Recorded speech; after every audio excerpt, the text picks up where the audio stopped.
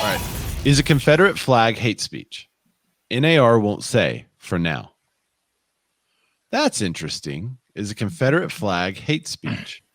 They used a couple of examples. They even said, could using the term white privilege or displaying a bumper sticker with the Confederate flag be considered hate speech under the new proposed ethics changes? Well, see, that's where it's going to get into. Well, I have that sticker because I'm from here and it's part of our history. Yep, or I have that sticker because I'm a racist. I mean, what are they going to, you know what I mean? Like, well, and I think you brought up a great point last week. If religion is protected and somebody has a bumper sticker that says religion caused war, or religion equals murder, you know, I've seen those bumper stickers. So is that now hate speech towards religion, which is a protected class? Yeah. If somebody has a disagreement, I think the example I use, because I'm in sports and I like watching powerlifters and stuff like that. Well, recently, there's a transgender female who broke the world record for female deadlifts. Well, okay, so you're a dude, you're going to deadlift more than a female with all the same training. So if you put something out there that goes against that, if you say, hey, I don't think that's right, like maybe they should have their own category or something like that, but I don't think that, if you were to disagree with that, then does that make it hate speech if you think it's wrong? So there's a lot of gray area right now that the only thing that will clear up the gray area is litigation. It's for something to happen, which is litigation later. Cost us money as realtors.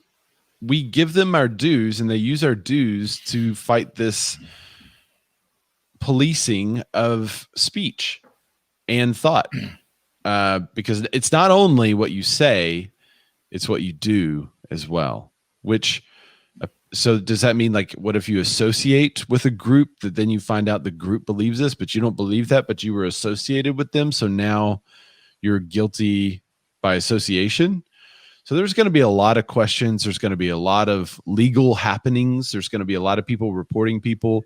But I thought that was interesting that they asked, could using the term white privilege, like if somebody says you have white privilege, is that now a racist term that could cause someone to lose their ability to be part of NAR? Wait, what if I say I have white privilege? What if I say it about me? Am I hating on myself? I don't. You're hating on your race. You can be a racist and part of that race, sir. Can I hate my own race? Yeah. Or is that bad too? Gosh, where were you at this political cycle? All right, let me get to some of your comments about this topic because I'm really curious to see what you guys have to say. I just want you to know that this is a public show, so be careful with what you say. These are not private comments. Yeah. And also, it's not just about hate speech; it's harassment, right? Harassment. Harassment. Yeah. I've got debates going on in the comments about harassment. Harassment. Okay, so private speech as opposed to business speech. Yes, that is kind of the distinction that they're making, is that now this would include your private speech. Michael Elizabeth Brodell says that means when Siri records you saying crap in your home, you can get fired. Apparently. Daisy Carver said NAR should change their slogan to "We don't believe in freedom of speech." That doesn't really have a good, it's not as catchy. It works, but it doesn't. Yeah, it doesn't. It's not on brand. It's because NAR doesn't have the reach to prove what you say in private. You need secret squirrels for that. That's from Michael Elizabeth Rodell. So they would have. So this is what they're saying, is that egregious offenses have to be proven, and that everyone would, quote, have their day in court. So if you get accused of this, you're going to have an opportunity to defend yourself with everything you can find that would be defensible at the time. I have a fix, by the way. What's your fix? Well, just get to Jeremy's quote because. Oh, okay. Jeremy says, you can't. Okay, can I call someone an idiot? No.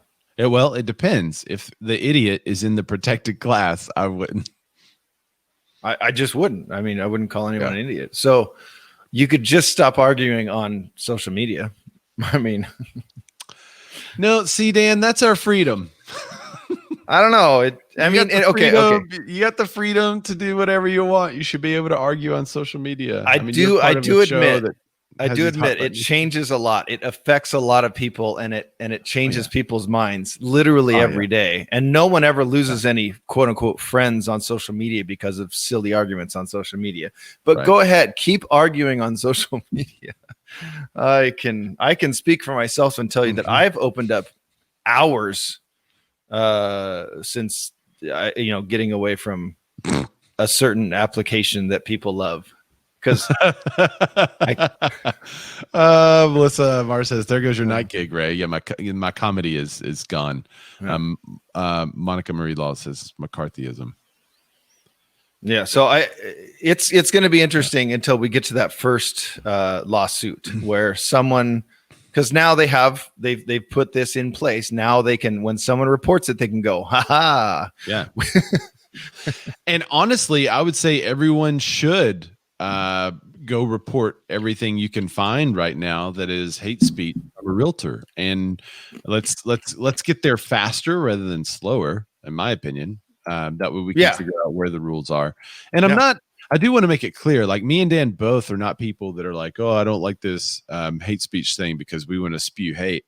That's not the case. It's just like, it's kind of like saying, okay, y'all, we're going to include in our ethics pamphlet, don't murder. That's going to be in there. What are some other cool things? How about don't steal? Yeah, that should be in there too. If you have to put that in your professional ethics, don't be a racist. I kind of feel like your entire organization has missed the boat. Like, if you have a bunch of racists in your organization, then maybe there was something on the front end that should have been done. Or maybe get rid of them. Is the organization so old that it's like just steep with racists? Like, there is a what's it called? It's a National Brokers Association or something like that. That is the lender one. No. There's one for real estate agents. Hang on, let me find this. Ray and I are starting our own national association for realtors, by the way. So I'm sorry for someone listening that's like a part of this or knows this much better, and I'm gonna obviously get it wrong, but it's like NAR for Black people. And it's specifically, I can't remember the name of it though. National Brokers. There's Hispanic. There's something like NAREB, National Association of Real Estate Brokers. That's what it is. And it's for NAREB Realtist. They have the 2020 state of Black home ownership. That's cool. All right. So I have, I think there's a couple of brokerages in our area that are also a part of this organization too.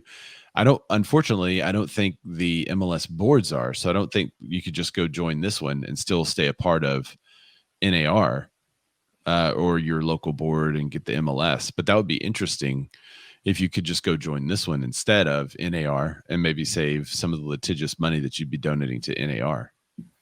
Yeah, because I haven't thought of that, but I like that idea a whole lot. Yeah, well, we can start a new one. We'll just call it BAR, Bearded Association of Realtors.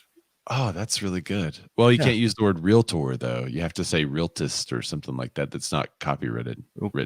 Bearded Association of Realtors. Yeah, REELTERS, realtors. And then everyone will say it right every time. Realtors. Daisy Carver said, "See, I'm going to be kicked out of NAR because I joke around too much." Yeah, like, how are they going to determine? I guess that's your day in court where you get to say, no, it's a joke.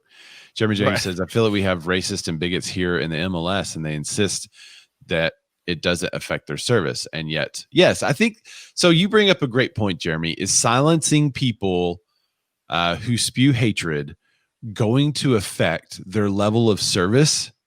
No. But it's going to make them more difficult to find.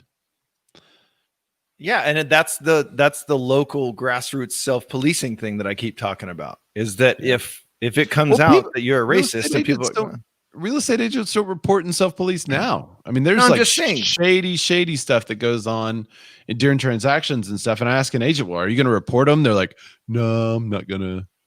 Yeah, but then ask them why, and they will tell you, well, because my local board won't do anything about it.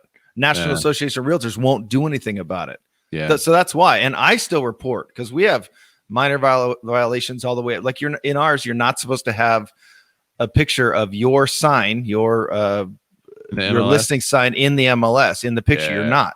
Now, if you take it and then you white it out, that's okay because it's just a signed post, but you're not supposed to, because that goes out to all the different websites, and now it's not your brokerage, it's you now, and it's your picture, it's your listing sign on Zillow, on Trulia, on all those. Yeah. And I mean, there's a ton of them. There's a ton of them all the time, but it's their answer. I can guarantee it's going to be, well, our local board won't do anything about it. And that's, they don't have the balls to do anything about it. Jeremy James says, bingo, won't do anything about it. Yeah. Dan, I just wanted to point out that that may have been hate speech against the female gender, asserting that perhaps having male parts that he's turned off would somehow make them more emboldened than a female. So I just want to point out that that you may be convicted of hate speech, which he probably didn't hear because it's got headphones. Yes, he didn't hear any of it. That's so good. Yeah. Okay, so Monica says that sign thing happens so often. Yeah. In our area, like it's a city ordinance, like you can't have more than 2 signs. So people always keep, like, you got a corner lot, there's 2 signs. So people always tell the city, and the city comes and steals the sign. Yeah, that happens a lot. But I mean, we've had it happen a lot where a listing agent steers clients to them so they get to double in the deal.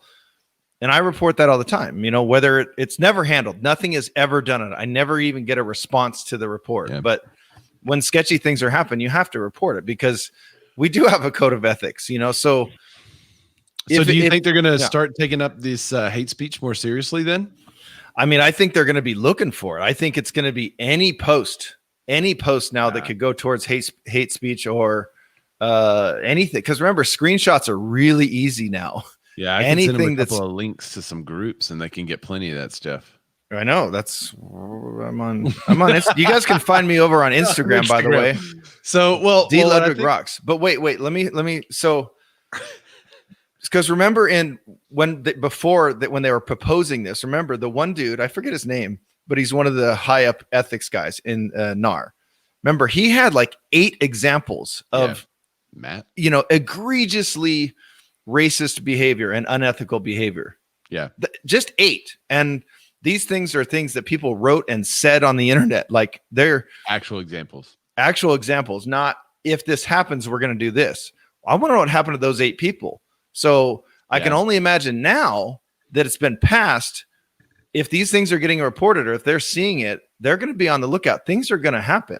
I think it's only going to come back and hit those people that are, that is more public. There's more public outcry about. I think those are the ones that are going to get in trouble. The ones where like you see this post by this other agent and they're a bit hateful towards a specific group or whatever, you're going to report that and you're never going to hear anything about it.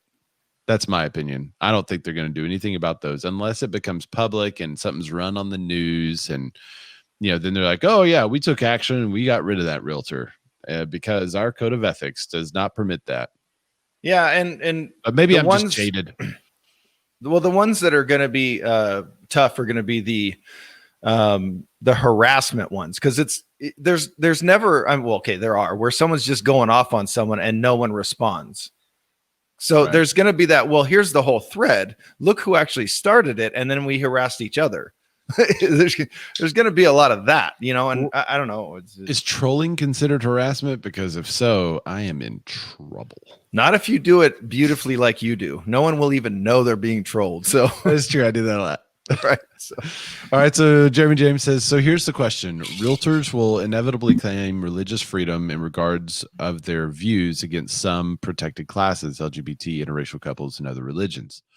So no, they can't, because most religions that disagree with those lifestyles still promote treating everyone fairly, equally, and loving y'all. So, but unless you create your own thing, and maybe you're doing your own thing, which there's no limit on what religions could be created. So you can make your own thing, and it's like some kind of hateful, spiteful religion. Say, well, that's against my religion.